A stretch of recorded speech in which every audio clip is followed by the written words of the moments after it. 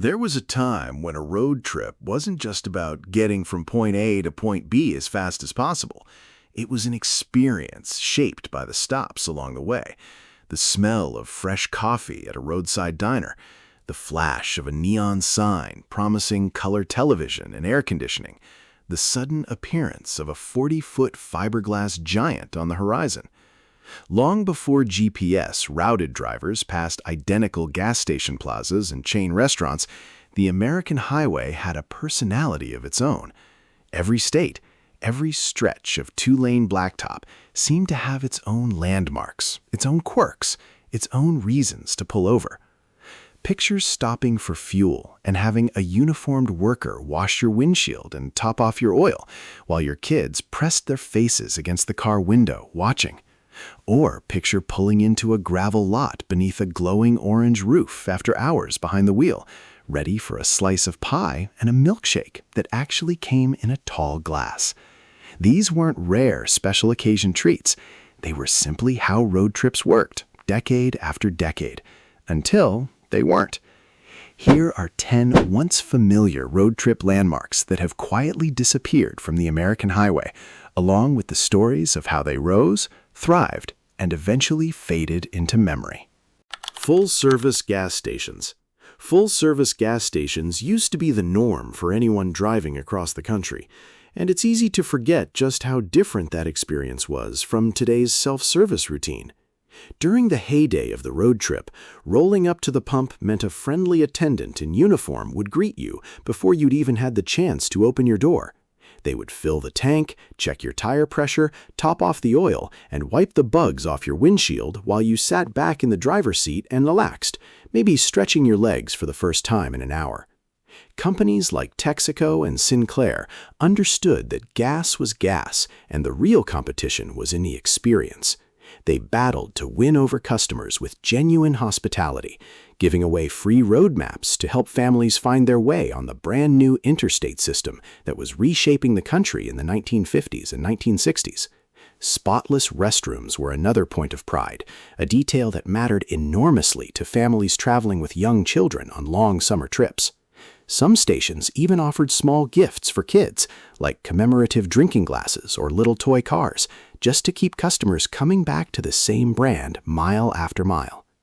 Attendants often knew regular customers by name if they lived along a well-traveled route, and truck stops in particular became informal social hubs where drivers swapped stories about road conditions ahead. But when the oil crisis hit in the 1970s and gas prices climbed sharply, station owners were forced to look for ways to cut costs, and self-service pumps arrived as the obvious solution. Drivers grumbled at first about pumping their own gas, but the lower prices won them over quickly. Now, aside from a handful of states like New Jersey and Oregon that still legally require attendant service, full-service stations survive mostly as a nostalgic memory, the kind of thing older generations describe to their grandchildren with a wistful shake of the head. Stuckey's Pecan Shops. Stuckey's Pecan Shops were a familiar landmark for families crossing the South and Midwest between the 1950s and 1970s, instantly recognizable from a distance by their slanted teal roofs rising above the flat highway landscape.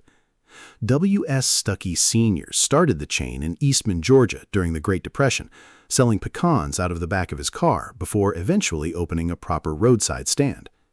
What began as a modest pecan business grew into a sprawling highway empire that sold souvenirs alongside diner food, eventually stretching across dozens of states. Its signature item, and the thing most people still remember decades later, was the beloved pecan log roll, a chewy blend of nougat, caramel, and pecans grown locally that became something of a road trip ritual. Families would argue in the parking lot over how many rolls to buy, knowing they'd be gone before the next state line. The stores themselves were a strange and wonderful mix of high and low culture, selling everything from cheap rubber snakes and shell ashtrays to genuinely well-made regional crafts. The brand once operated more than 350 locations at its height, making it one of the most recognizable names on the American highway. Things took a turn in the late 1970s when the new interstate system routed high-speed traffic away from many of the original two-lane highway locations. Suddenly, stores that had thrived on steady passing traffic found themselves stranded miles from the nearest exit ramp. Ownership changes and financial struggles compounded the problem through the 1980s and 1990s. A few revival locations exist today, often inside larger travel plazas, selling the same pecan log rolls under the same teal branding. But the traditional standalone Stuckey's, with its own parking lot and its own gravel entrance right off the highway, is now a rare find, more likely to be spotted in old postcards than in real life. Old-fashioned motor courts. Old-fashioned motor courts were the earliest form of roadside lodging, giving travelers a private, cozy place to sleep before big hotel chains took over the industry entirely. First appearing in the 1920s and 30s alongside the earliest wave of automobile tourism, they were made up of small, separate cabins arranged around a shared courtyard, usually in a U-shape that made the whole property feel like a tiny neighborhood built just for travelers passing through for a single night. Independent owners, often a husband and wife team living on the property year-round, gave each motor court its own regional flair to draw in tourists. Some leaned into Western themes with log cabin exteriors, while others in the southeast painted their cottages in bright pastel colors to stand out against the pine trees. Because guests could park right outside their own cabin door, unloading luggage was effortless compared to the multi-story hotels that would come later. And there was something appealing about having your own little house for the night rather than sharing hallways and elevators with strangers. Many motor courts advertised modern perks like steam heat, color televisions, and refrigerated air conditioning through glowing neon signage that lit up the night sky along the highway. A working television set or a reliable air conditioner was a genuine luxury in the 1950s, and motor court owners knew it was worth bragging about on their signs. Once the interstate highway system grew rapidly in the 1950s and into the 1960s, travelers gravitated toward taller, standardized motels with swimming pools, ice machines, and the kind of predictable comfort that came with recognizable national brands. The small family-run motor courts gradually disappeared, torn down piece by piece, or simply left empty and boarded up as newer development took over the land they once occupied. A handful survive today as historic curiosities, lovingly restored by preservationists, but most vanished without much notice. Howard Johnson's restaurants. Howard Johnson's restaurants earned a reputation as the go-to stop on American highways, sometimes called the host of the highways, because of how thoroughly the chain came to define the road trip dining experience. Their signature bright orange roofs, visible from a considerable distance, became a symbol of dependable food and comfort for countless traveling families who knew exactly what waited for them inside, no matter which state they happened to be driving through.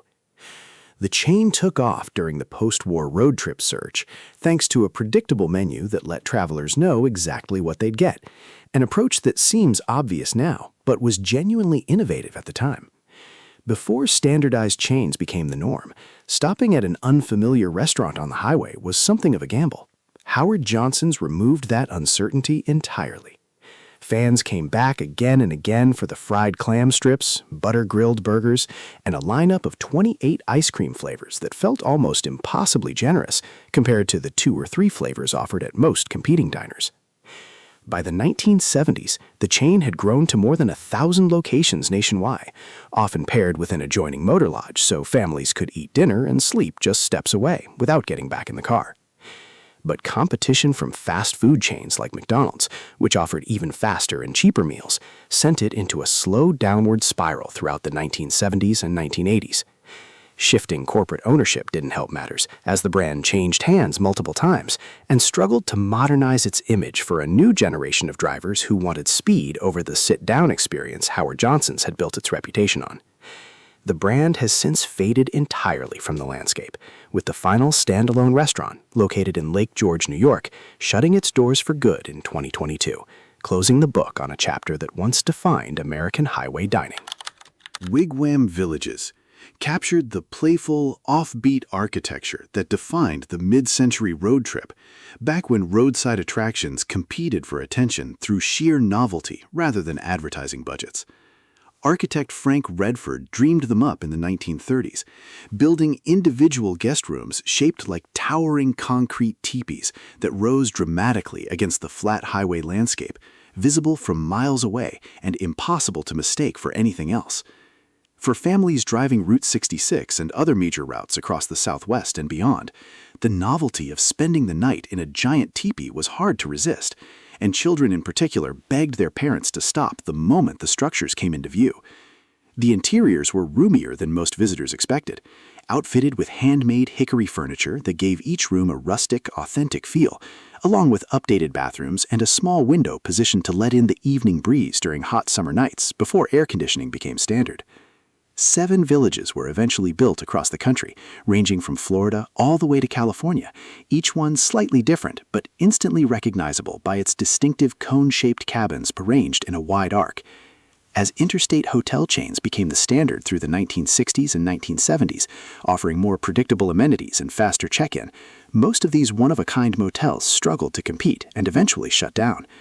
Just 3 of the original 7 are still standing today, now preserved as historic sites for curious visitors who want to experience a small piece of that vanished roadside novelty for themselves, often booking rooms months in advance simply for the experience of sleeping inside a piece of highway history. Roadside curio shops were a hallmark of the American Southwest, packed floor to ceiling with strange and delightful souvenirs for passing travelers who had never seen anything quite like them back home. These small, independently owned trading posts pulled cars off the highway with oversized, hand-painted billboards promising live rattlesnakes, handmade native goods, and other curiosities, often placed 100 miles or more before the actual shop to build anticipation across the long, empty stretches of desert highway. Once inside, shoppers found shelves stacked with polished petrified wood, turquoise jewelry crafted by local artisans, rubber tomahawks that delighted children and horrified their parents' sense of cultural sensitivity even then, and jackalope postcards depicting the mythical horned rabbit that became something of a regional inside joke. They gave road-weary travelers a genuine reason to stretch their legs, grab an ice-cold soda from a chest cooler, and take in some local character that felt entirely different from the towns they'd just driven through.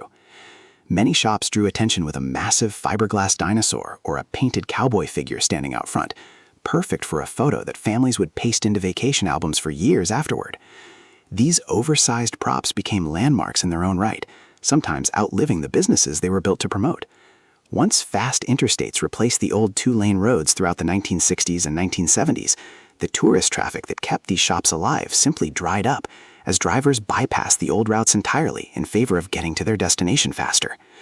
Most of these quirky roadside museums are gone now, their buildings collapsed or repurposed, replaced by standard travel plazas that offer convenience, but none of the character that once made a Southwest road trip feel like an adventure. Muffler Men were enormous fiberglass statues built to catch the eye of drivers speeding past at 60 or 70 miles an hour, a scale of advertising that simply doesn't exist along most modern highways. Some stood as tall as 25 feet, first produced in the 1960s by International Fiberglass to advertise auto shops, tire dealers, and highway diners looking for a way to stand out among an increasingly crowded landscape of roadside businesses. The original mold was shaped like a Paul Bunyan figure gripping a giant axe, but manufacturers quickly realized the same basic form could easily be swapped out to hold oversized hot dogs, tires, or mufflers, depending on what the purchasing business actually sold. A muffler shop might order a Muffler Man holding an enormous tailpipe, while a nearby diner ordered the same body holding a giant hot dog instead, creating an entire family of highway giants that shared the same broad shoulders and blank, friendly stare.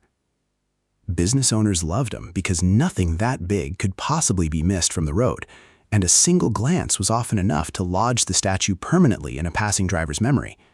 Thousands were installed across the country throughout the 1960s and 1970s, becoming beloved local landmarks that people used as literal directions, telling out-of-town visitors to turn left at the giant with the axe. Once many of the businesses behind them closed in the 1980s amid changing consumer habits, plenty of these giants were taken down, sold for scrap metal, or simply abandoned behind shuttered buildings to slowly weather away. A small but dedicated community of enthusiasts still tracks the survivors today, documenting their locations and campaigning to save the ones that remain. But the golden age of the fiberglass giant has firmly passed into history. Highway call boxes served as a critical safety net for drivers long before cell phones existed, offering a small but genuine measure of security on stretches of road where help might otherwise be hours away. spaced out at regular intervals along quiet interstate stretches, particularly through mountain passes and desert regions. These yellow or blue boxes offered a direct line to emergency responders for anyone whose car had failed them far from the nearest town. As your car stalled or you spotted a crash up ahead, you'd walk over to the nearest box, lift the receiver, and connect almost instantly with a highway patrol dispatcher who could send help to your exact location.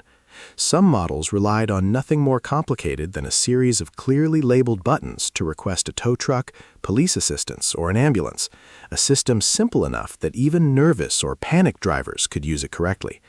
They gave families driving through isolated stretches of highway real peace of mind, especially on long overnight trips through unfamiliar territory where a breakdown could otherwise mean hours of waiting and worrying. Once cell phones became commonplace in the early 2000s, these boxes saw far less use, as drivers simply pulled out their own phones instead of walking to a roadside box that might be a half-mile away. State transportation departments eventually decided the ongoing maintenance costs weren't justified by the shrinking number of calls, and most were taken out permanently over the following decade, their yellow paint fading on poles that once represented a genuine lifeline for stranded travelers. Novelty roadside diners. Novelty roadside diners were the highlight of any road trip for hungry families craving a memorable meal rather than just another meal in the car.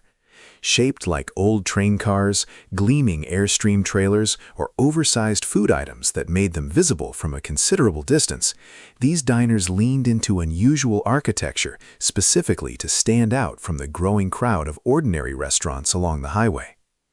Inside, checkerboard floors, shiny chrome counters, and tabletop jukeboxes playing the day's hits set a scene that felt festive rather than purely functional, more like a small celebration than a simple pit stop for food.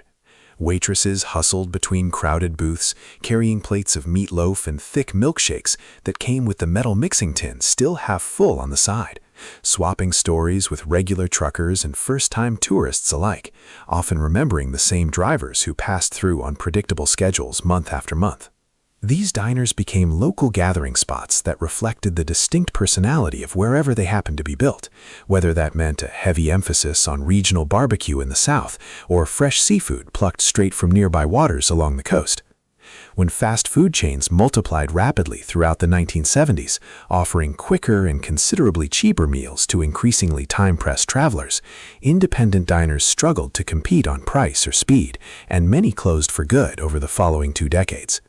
A few have been lovingly restored by owners determined to preserve a piece of highway history, drawing curious visitors who want a taste of the past.